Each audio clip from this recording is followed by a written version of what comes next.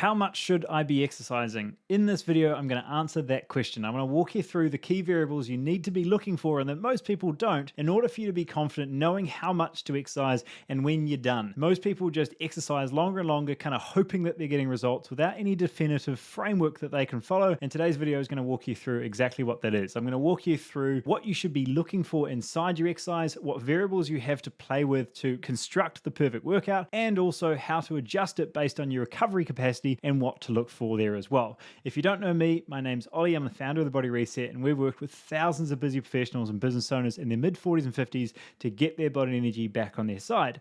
And as many of you that are listening to this know, when you reach either at least over sort of mid-30s, 40s, 50s, the body doesn't respond the same way. You need to be a little bit more strategic around how you approach exercise to really make sure that you get the results out of it. Now, the reason I want to go through this is because a lot of people find that, as I just said, when they get older, they find it much harder to get the results they did before. The trouble is, what most people do here is just train longer and longer and longer. And in a lot of ways, we also need to define what exercise is for, because I think the specificity behind the goal becomes more and more important. Now, we're going to simplify it down to kind of three main things, right? We could look at strength, we could look at fat loss, or we could look at fitness. And being able to identify which one of those is our primary focus is a really important part of this, because if your main goal is endurance, fitness, trying to run a half Ironman or a half marathon, something along those lines where it's very endurance based, it's very sport specific and is counterintuitive and counterproductive in many ways to these fat loss goals. And I can say right now, there's been a lot of people we've worked with that have been focused on fitness for a really long time at the expense of their body composition, muscle mass decreasing, body fat increasing, and going through a phase of strength and muscle building focus would be one of the best things that they could do.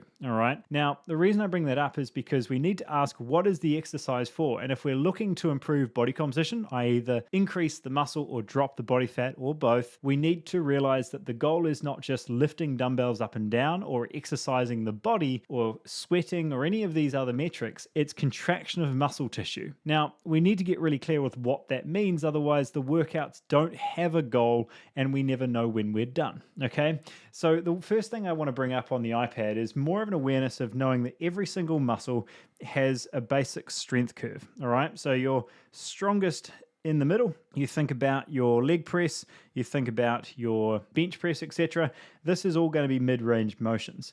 Now, more day-to-day real-world stuff, this is you getting up and down out of a chair, going up the stairs, etc. It's all fairly mid-range stuff where you're not really taking that body to its extremes. Whereas the benefit of being able to strengthen the body in a gym scenario is, for example, the quad. Instead of just going up the stairs or doing a leg press, we can get fully short with something like a leg extension, and we can get fully lengthened with something like heels elevated squat, a hack squat, or something where we're getting that full stretch. So imagine essentially full shortening of that muscle. You're getting a really nice, almost cramp in that muscle. And then here you're getting a full stretch under load, full stretch there to really get to the extremes of that position. Now, among the many benefits of improving the integrity of joints and making sure that your joints are healthy, it really allows us to complete or start to design a workout knowing what do we need to contract and tick off in our workouts in order for us to be complete. And quite simply, the best way of doing it is, can we do one exercise in the short range? Can we do 1 to 2 exercises in the mid range? And can we do 1 to 2 exercises in the lengthen range? All right. So now we're contracting that muscle through its entire range. And knowing that we can improve body composition through contracting muscle tissue, that's our primary focus or primary way of dropping body fat. We now structure our workouts knowing what muscle we are training through what range. It's no longer how many times we squat, deadlift, or lift a bar above our head. It's more specific about the muscle that we're using through that range. And I think this is so counter to how most people look at exercise, but that's exactly why most people stay stuck. They stay in a plateau for years. They just focus on putting more weight on the bar, injuring more joints, and not moving forward. When we look at the muscle through a strength curve and then design a workout to match the strength curve, you start to get very clear on how we train that muscle. The second part to this is, okay, I mentioned just before, and I kind of nudged in the direction of saying progressive overload is not the only goal here. And And I'm going to lean on that more, which is it's not, because there's 6 variables that we can address, with weight being one of them, or intensity, or how much we're lifting as being one of the 6 variables that we can look at. Now, most people either lift more weight or add more volume, i.e. the workout is longer. But with some of the best coaches in the body composition space I've worked alongside, many have agreed with me saying that most people at their absolute peak performance can only ever put an all-out effort into 2 sets per workout.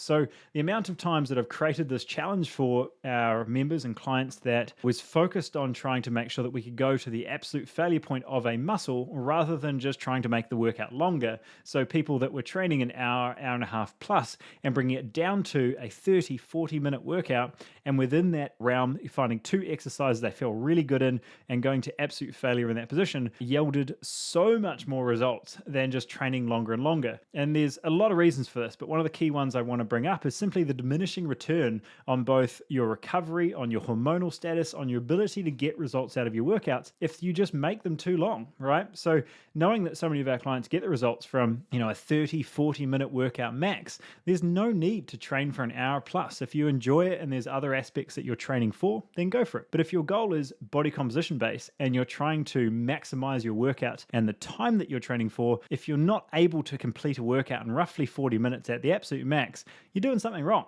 right? And being able to look at these variables of exercise is a really key place to start, but then the understanding of the variables of exercise that we have to play. So I'll walk you through what those 6 are. So as I mentioned, the first one that most people look at is going to be weight. The second one we're going to look at is volume, which is how many exercises or how many sets of those exercises are we going to do in a workout. The third one that we're going to address is going to be a big one that we talk about a lot, which is tension. It's not just how many times you lift the dumbbell up and down, it's what percentage of that weight are you actually keeping on the muscle. So think if I'm doing a chest press and I'm using my triceps and my shoulders for 80% of it, well, I might be using 100 kilos total, but only 20 kilos of that is actually going in my chest. So I don't need to lift more weight. I just need to direct more of that 100 kilos onto my chest rather than using these other muscles. As well as a lot of that's, we're kind of excluding how much of that tends to go through our joints if we're not controlling it. The fourth one we're going to look at is a really important one, frequency. So how many times do we train that muscle over what time period? So if we only train legs once a month and we move it to every week, then we've increased our frequency. If we're doing it once a week and we move it to 2 or 3 times a week, then we could do the exact same workout or the same amount of sets on that muscle, but simply we're training it more often can be very helpful. Now, we won't do that with every muscle at the same time, but we would certainly do it with a particular focus muscle that we're trying to work on. Again, this isn't just muscle building, this is for fat loss as well. The next one that we're going to look at, which is always overlooked, is going to be density. Fancy way of saying how long you rest for. So if you're always resting for 90 seconds in between a set, then dropping it down to 60 seconds can be a really nice way to progress. Now, I will say that for most people, you want to be resting anywhere from 30 to 45 seconds as a minimum, and most women don't give themselves enough time to rest because everything's supersetted or circuit-based. That's a generalization, tends to be more women, but trying to make sure that we're manipulating those rest times as another variable is a really nice one to address. And then the last one that can be really useful can be simply lactic acid accumulation. So doing certain supersets or structuring workouts in a way to accumulate as much lactic acid in the muscle allows you to look at more than just weight and volume, right? And this is probably the key one that I want to highlight here is how often just weight and volume are the only 2 things people use. They just do more, they do more weight and they do more of it. Yet we're missing 4 of these key variables that I would argue are more and more important as we age, because we don't want to just be lifting more and more weight, damaging those joints. We've got so much else that we could be doing in a more intelligent manner to make sure that our body actually moves forward without our joints being our limiting factor. Because if you damage your shoulder or you damage your knee, it doesn't matter how fancy your workout is or how much weight you're lifting. If your knee's banged up in the process, you won't be lifting that for long. So being able to put more tension on the muscle, being able to manipulate rest times and structure a workout and sequence it in a way that your workouts don't just get heavier and longer, but rather more specific to the goal of fat loss, muscle building, or otherwise, allows you to get really, really clear and not feel like you're wasting any time. So the first part is, how long should a workout be? I'm making sure I'm training this muscle through its full range. So I'm getting a full stretch in my chest, I'm getting a full shortening in my chest, and I'm doing something more mid-range. I've now completed the work for that muscle group. Over time, I'm now able to, rather than just lift heavier and heavier, initially, if this is first time training, really good place to start is simply increasing weight to build a power base. But over time, we can look at how we increase that tension. We could either just increase the rep count, we could look at shortening rest times if we're resting too long, or bringing in certain combinations to really exhaust that muscle further, right? The last one that I want to address is recovery capacity, because we all know someone who exercises all the time but don't really give themselves time to recover. They're having the coffee after the workout, they're not really sleeping all that much, and they're so busy through the day they hardly eat. It doesn't matter if you have the perfect workout. If you're not able to recover from that workout, well, it's all out the window. And this is a really, really key part. Your workout is simply stimulus to a muscle to say, you're breaking down now. What happens over the next 24, 48 hours decides whether that muscle rebuilds stronger, helps you burn more body fat, or just gets really tired and doesn't see any benefit from that workout, right? So the last one that I want to kind of use a visual for, that I use quite regularly, is how big of a hole have you dug, right? Now, the reason I ask that question is that can be very different depending on whether your day has been filled with office work or whether it's been filled with fencing or digging holes or whatever it might be. So if I dig a hole that is, or I work my body so hard that there's this much of a deficit in recovery that I'm only able to recover half of that, that means that the results from that workout, I could have done half the amount of workouts in an oversimplified term and got the results from it. What I've done instead is I've trained so hard that there's a deficit in recovery, and that if I continue to do this over time, I end up just I recover back up to here, and then I drop down, right, to my next level because I train that muscle again, and then I drop again, right? So I guess what I'm trying to communicate here is, if you can only get results from the work you have recovered from, if you don't allow your body to recover, then you just make your body more tired, more inflamed, you suppress key hormones. So the goal is, if my recovery capacity is only to this line, then maybe the workout is 20 minutes instead of the full 45 or full 60, that I bring myself back up to that level, right? So I'm really playing a game with, it's not a case of, I'm so tired, I'm not going to work out today. That could be the case once, but if you've got a busy week and it just stops you working out for the entire week, well, you need to know what a normal week is for you, right? If it's you're usually working in the office and this week you've decided to build yourself a deck at home, then maybe that's something where you don't work out all that much that week, or the workouts you do are more mobility or just kind of moving the body and making sure there's a bit of blood flow. It's very much just restorative work. Whereas if you're always tired and you're always in the office and there's not really that amount of physical demand, you're just always tired, well, I'd suggest that you probably need to get in the gym, and really energy creates energy in that scenario, where you need to move the body and strengthen the body more often in order to create more of a resilient base. But the fundamental concept here is you can only get the results from what you recover from. So if you do this big workout and then you don't sleep or fuel the body to get the most out of it, then you're leaving nearly all of your results on the table from the work you've put in, all right? So the key ones that I'm trying to get across here is, how long should I exercise? How much should I exercise total? The first one is knowing, what am I actually focusing on? Because if you're just moving a dumbbell, moving the body up and down, you're focusing on movement, not muscle contraction. And that means that you'll never know when you're done, because you're not focusing on the right thing to start with. Once we're focusing on the right muscle, we can structure the workouts in a way that we are thinking about contracting that muscle through the full range, which not only improves our ability to drop body fat or build muscle, it also allows for a much more mobile, balanced base, because we're not working with these massive imbalances in our body. We're able to work a lot more consciously with our body. And this is where we take weight training from something that's so mind-numbingly boring, like counting to 10 reps, and actually realize how much intuition and mindfulness is created when we train effectively. The third phase of this is actually starting to appreciate the progression of weight training over time. Just like any professional athlete, they don't just do their 100-meter sprint all year round. They take their time to rest and recalibrate. they then work on technique, they then work on power and strength, and then they work into speed over the course of the year, building back up to the event.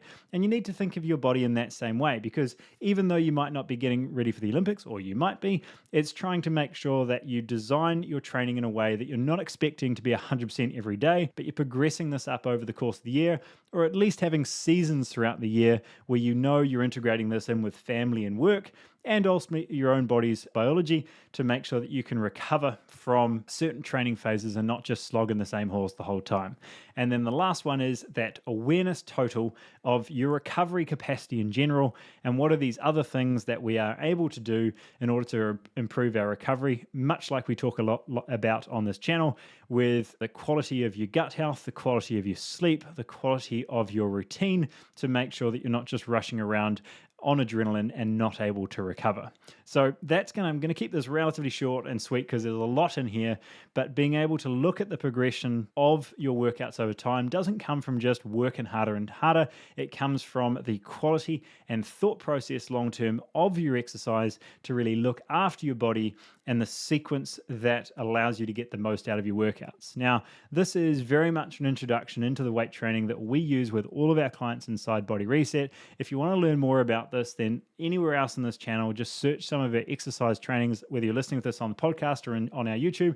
There'll be a bunch of episodes where we dive a lot deeper into exercise to allow you to go deeper into this. But hopefully this has at least sprouted the initial understanding of maybe you were focusing on the wrong thing. You were focusing on the dumbbells going up and down, or you were focusing on just running harder, rather than, okay, if my goal is primarily muscle building, or I've been running and cycling for a really long time and I'm noticing I'm putting on weight, maybe I need to introduce that weight training to balance this out a bit more. This might be a really good string to pull. So I hope that gives you something to think about a bit more. And if you like this and you want to know more about this in this space, shoot me a message on our email, on our website, or through one of the social medias, and let me know what you want to know more about, and we'll do another video down this route, because I never know how deep to go in regards to the technical side. If you love that, we can go deeper, or if it's an overall concept to really keep that idea front of mind when you are doing your workouts, to simply keep you more mindful, and I'm totally happy to stay there too. Either way, I hope your week is going well, and we'll talk again next time.